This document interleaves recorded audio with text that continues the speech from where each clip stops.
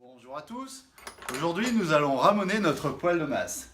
L'hiver est avancé, on en est au milieu et c'est le moment de le nettoyer un petit peu. Vous allez voir qu'il a accumulé un petit peu de poussière dans les endroits horizontaux et donc c'est important de le nettoyer. Pour ça, 2 clés de 13 pour démonter le four et un vaillant aspirateur pour aspirer toutes les poussières. Donc, on y va, on se rapproche. Et on démonte la trappe de ramonage tout simplement à la main si c'est la première fois que vous le faites, puisque normalement on ne serre jamais les écrous pour pas tuer le joint dans les premiers jours. Voilà, on enlève la plaque.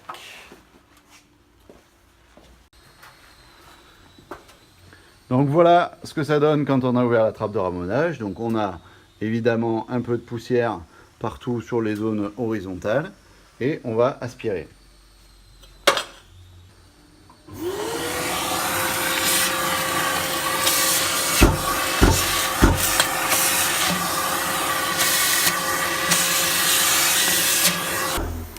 Voilà, une fois que le premier déflecteur est propre, on peut l'attraper. Hop, on le dépose. Et on va pouvoir continuer à aspirer, ainsi de suite, jusqu'à ce qu'on ait enlevé tout ce qu'il y a dedans, c'est-à-dire les 2 déflecteurs au-dessus du four.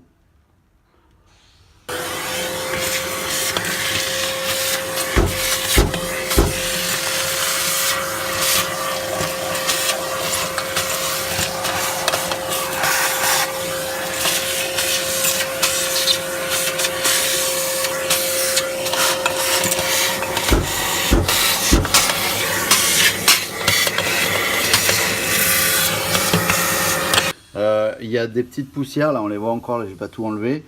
Il y a des petites poussières sur toutes les zones ici qui sont évidemment horizontales. Et donc ces petites poussières, avec le temps, viennent s'accumuler et isoler finalement un peu les briques. Donc comme ce qui nous intéresse, c'est d'échanger la chaleur avec la fumée, c'est important de bien faire cette opération de ramonage 2 fois par an. Donc on arrive à notre fameux déflecteur rondelle, dit le déflecteur pénible, hop, qui est pris comme ça. Je vais vous le remontrer. Hop, je le sors. Donc ce déflecteur, il se met dessus, dessous, et après il faut trouver les trois petits titoulets pour le poser. Donc c'est un petit peu pénible, j'en conviens, mais l'efficacité est à ce prix. Maintenant que j'ai défait les 2 premiers, je suis au niveau du four. Donc là, je vais remettre un petit coup d'aspirateur, nettoyer le dessus du four, les briques qui sont au fond là-bas. Et puis ensuite, on enlèvera le four.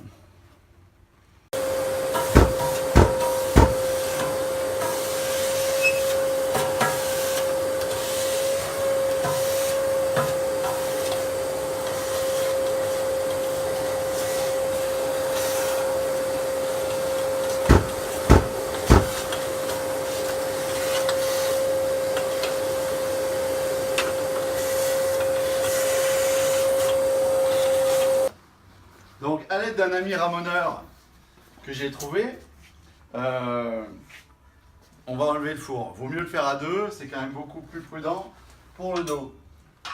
Donc, pour défaire la glissière de la porte, là il faut soulever légèrement la glissière et tirer le petit titoulet là.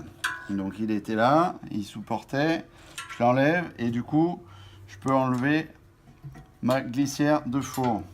D'accord, elle vient toute seule, il n'y a rien de vissé, elle est un petit peu ajustée. Voilà. Et maintenant on va démonter le four.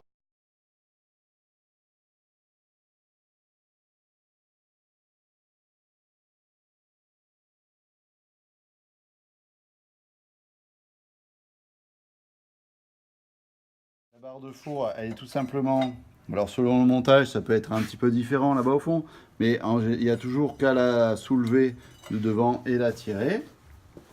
Voilà.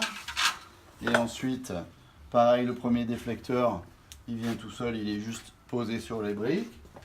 Voilà. Et même les briques, elles sont posées au fond.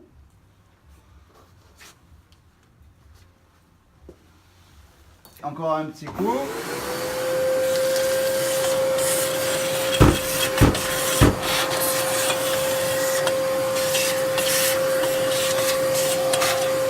Donc maintenant on en est au premier déflecteur qui est dans le foyer.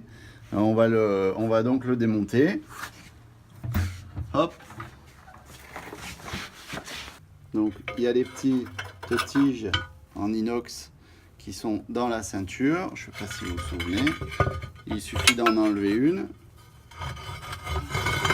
pour pouvoir glisser le déflecteur et faire tomber toutes les cendres dans le foyer. Donc là, comme je l'avais un peu aspiré par-dessus, il n'y a pas grand-chose qui est tombé. Et je peux le remettre. Hop. Donc la position de ce déflecteur, c'est un petit peu vers le fond là-bas. Vers le fond du foyer. Au passage, là, on voit qu'on a une petite fissure là, sous la tige qui est au fond. C'est tout à fait normal sur ce montage où le béton était coulé sur le haut de la hausse.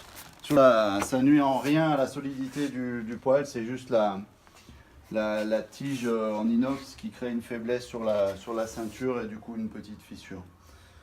Donc si vous avez ça sur votre poêle, il n'y a pas de souci.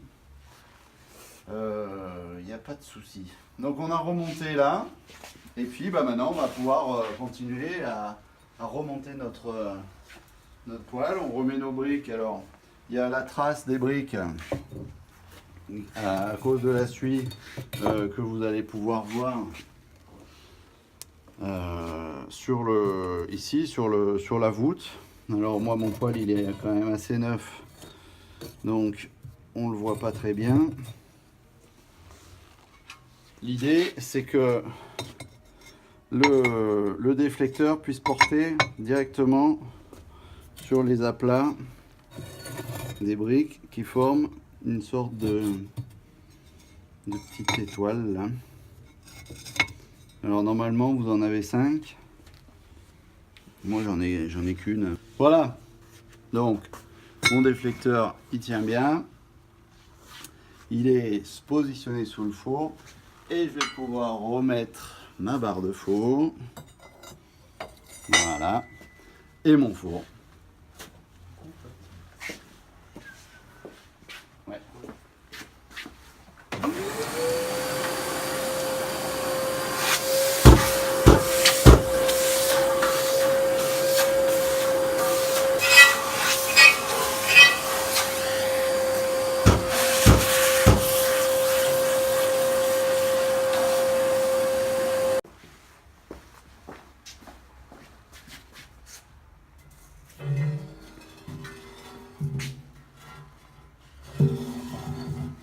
Et là, on fait attention à bien le centrer. Hop. Plus qu'à remettre notre barre. Hop là.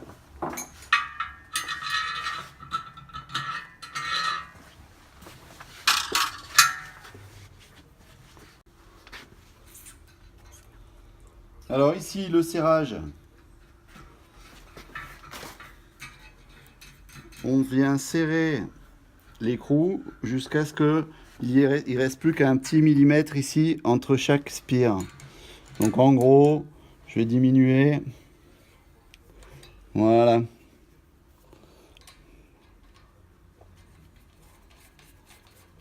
Comme ça, il garde bien son élasticité et il tient bien le four au fond.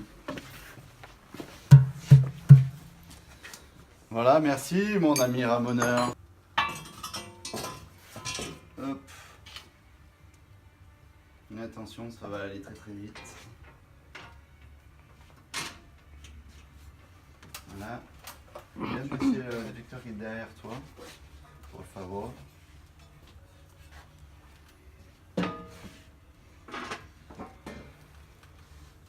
Donc de la même manière qu'on a poussé le déflecteur du foyer vers le fond.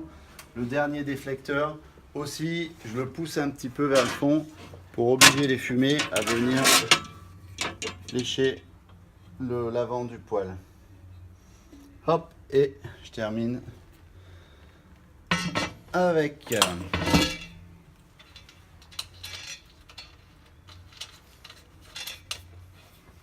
et là aussi, comme mon joint il est neuf, je serre pas avec une clé, je serre tout doucement. Je serre à la main. Il me restera plus qu'un petit coup de chiffon à mettre sur le couvercle, ainsi qu'une vitre à nettoyer. Alors, à bientôt pour une nouvelle vidéo.